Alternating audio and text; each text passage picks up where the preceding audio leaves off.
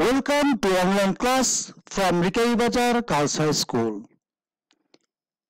Today's video tutorial for class 8, 9 and 10. Today I will do some exercise on suffix and prefix. As usual, I am here for you as a guide. I am already known to you well. I am Abdul Nom Lashkar, Assistant Teacher in English, Rikai Bazar Girls High School. পরীক্ষার প্রশ্নপত্রে তোমাদের যখন suffix এবং প্রিফিক্সের যে প্যাসেজটি দেওয়া থাকবে এ থেকে যে পর্যন্ত এই প্যাসেজটি আগে খুব ভালো করে মনোযোগ দিয়ে পড়তে হবে। প্যাসেজ পড়ার সঙ্গে সঙ্গে তোমাদেরকে বাংলা অর্থগুলিও বুঝে নিতে হবে এবং বাংলা অর্থটিকে সাজিয়ে তুমি ইংরেজি এই যে শব্দগুলি দেওয়া আছে থেকে যে পর্যন্ত এই শব্দগুলি তুমি সহসাই উত্তরগুলি খুঁজে বের করতে সক্ষম হবে।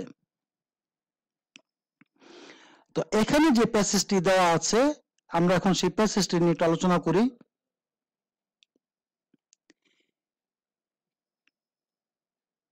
King Solomon had a great, মানে এতটুকু ছিল, রাজা সলোমনের ছিল তীব্র, এখানে রেপুট মানে রেপুট থেকে আসছে রেপুটেশন মানে খ্যাতনামা বা খ্যাতি, ফর হিজ, এখানে ওয়াইজ মানে হচ্ছে জ্ঞানী আর উইজডম মানে হচ্ছে প্রজ্ঞা বা বুদ্ধি। King Solomon had a great reputation for his wisdom, রাজা সলোমনের তার বুদ্ধি বা প্রজ্ঞার জন্য বিশেষ খ্যাতি ছিল। ওয়ান্স দ্য কুইন অফ সেবা, একদা সেবার রানী, ওয়ান্টেড টু টেস্ট, পরীক্ষা করতে চাইলেন, হাউ ওয়াইজ হি ওয়াজ, তিনি কি ধরনের জ্ঞানী ব্যক্তি। She brought two kinds of flowers, তিনি দুই রকমের ফুল আনলেন। One was the floral wreath of, এখানে আছে নেচার ফ্লাওয়ার ফুল, and the other was of, এখানে লেখা আছে আর্টিফাইস ফ্লাওয়ার। তো এখানে বাংলা অর্থটি হবে ফুলের মালাগুলোর মধ্যে একটি ছিল স্বাভাবিক ফুল এবং অন্যটি ছিল কৃত্রিম ফুল। তো স্বাভাবিক ইংরেজি আমরা যদি বলতে চাই তাহলে বলতে পারি ন্যাচারাল বা প্রাকৃতিক, প্রাকৃতিক ফুল, যেটা প্রকৃতিতে আমরা যে সতেজ ফুলটা দেখি সেটা ন্যাচারাল ফ্লাওয়ার। আর এখানে আর্টিফাইস মানে হচ্ছে, আর্টিফাইস মানে কৃত্রিম ধরতে পারি, একটা হচ্ছে স্বাভাবিক প্রকৃতিগত যে ফুল সেটা, আর হচ্ছে কৃত্রিম ফুল মানে আর্টিফিশিয়াল, বাংলা আর্টিফিশিয়াল, বাংলা হচ্ছে কৃত্রিম। তো one was the floral wreath of natural flower and the other was of artificial flower, ফুলের মালাগুলোর মধ্যে একটি ছিল প্রাকৃতিক ফুল এবং অন্যটি ছিল কৃত্রিম ফুল। সেবা asked the king, সেবা রাজাকে জিজ্ঞাসা করলেন, টু ডিফারেন্ট, এখানে আছে প্রশ্নপত্র দেওয়া আছে different, between the flower wreaths, সেবা রাজাকে জিজ্ঞাসা করলেন ফুলের মালাগুলির মধ্যে পার্থক্য খুঁজে বের করতে। তো পার্থক্য ডিফারেন্ট মানে হচ্ছে বিভিন্ন, আর প্রভেদ বা পার্থক্য মানে হচ্ছে ডিফারেন্সিয়েট, আর ডিফারেন্সিয়েট হচ্ছে একটা ভার্ব। আর এখানে যেহেতু টু আছে আমরা জানি টু এর পর একটা ভার্ব বসবে, তো এখানে ডিফারেন্সিয়েট, ডিফারেন্ট লিখে TIAT, differentiate between the flower rates.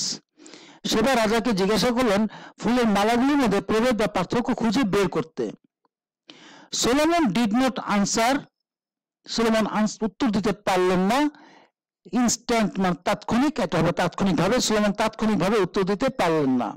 এখানে তাৎক্ষণিকভাবে শব্দটা যদি এখানে লেখা আছে ইনস্ট্যান্ট মানে তাৎক্ষণিক, তাৎক্ষণিকভাবে যখন বলতে যাই তখন এলওয়াই যুক্ত হবে, তো যে কোনো জায়গায় এলওয়াই, তো এখানে লেখা আমরা এলওয়াই যুক্ত করবো একটা।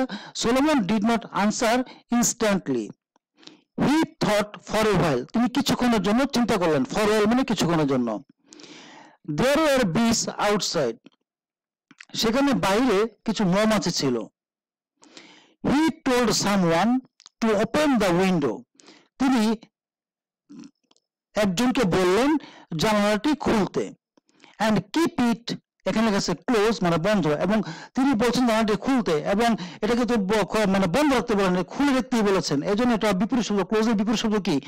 আনক্লোজড। ক্লোজ মানে বন্ধ, আনক্লোজড মানে খোলা বা open. He told someone to open the window and keep it unclosed.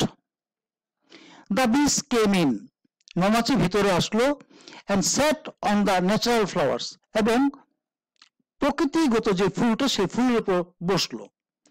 The wreaths, ফুলের মালাগুলো, could be, এখানে বি আছে একটা, আমরা জানি বি এর প্রশ্ন ভার্বের পাস্ট পার্টিসিপল হয়, এজন্য এখানে আছে আইডেন্টিফাই, এটা হবে আইডেন্টিফাইড, FIED হবে, ওয়াই উঠে গিয়ে IED যোগ হবে। The wreaths could be identified by Solomon. Thus the দি যেটা আছে আমাদের দিয়ে পর একটা নাউন হয়, তো আইডেন্টিফাই এটা হবে আইডেন্টিফিকেশন। আমরা জানি TION যুক্ত শব্দগুলো হচ্ছে নাউন, এবং দিয়ে পর একটা নাউন বসে।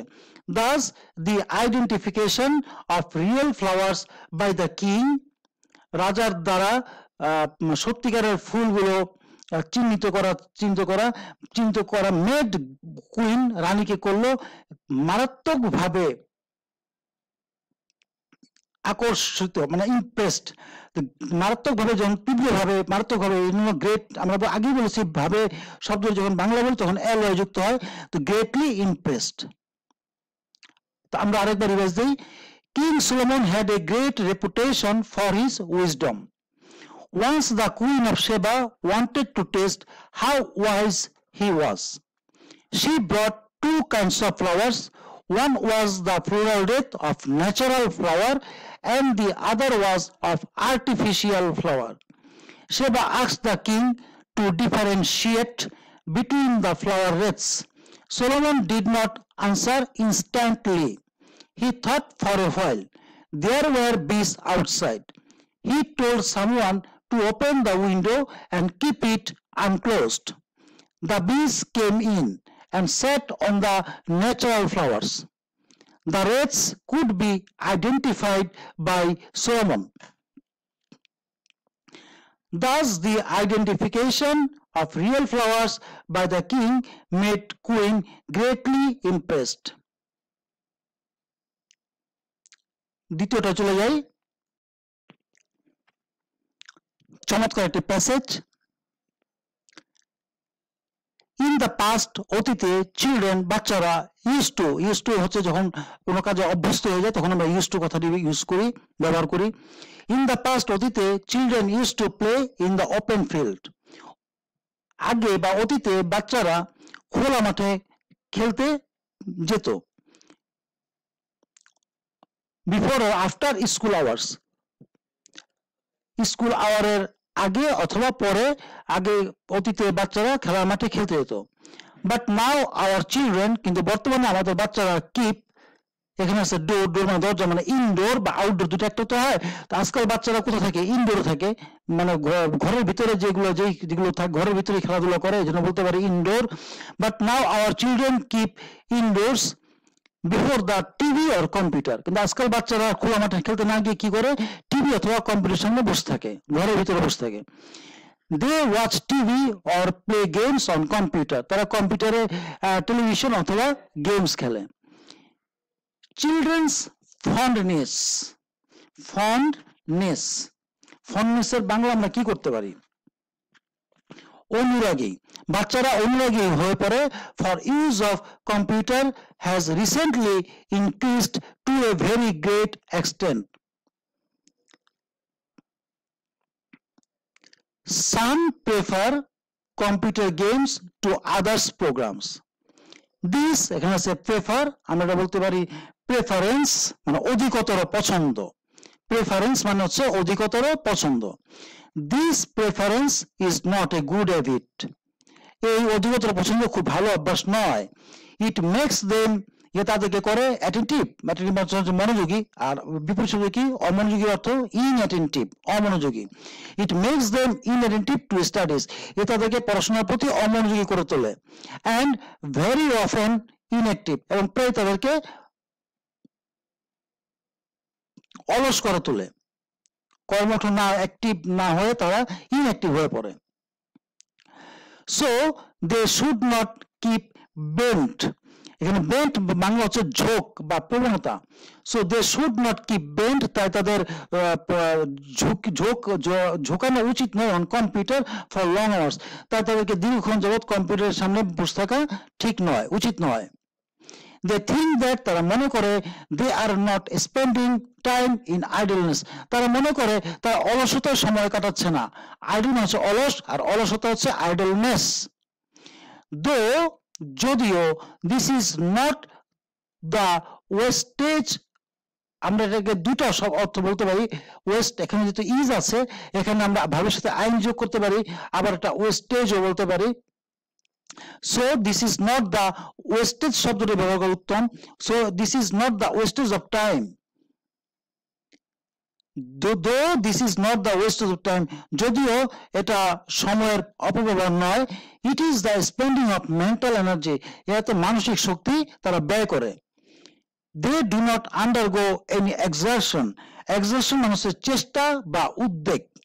They do not undergo any exertion physically, physically, and as a result they become mentally tired. Physically মানে দৈহিক ভাবে, আর mentally মানসিক ভাবে। আরেকবার আমরা একটা পড়ি পুরো প্যাসেজটা। In the past, children used to play in the open field before or after school hours, but now our children keep indoors before the TV or computer. They watch TV or play games on computer. Children's fondness for use of computer has recently increased to a very great extent. Some prefer computer games to others' programs. This preference is not a good habit. It makes them inattentive to studies and very often inactive.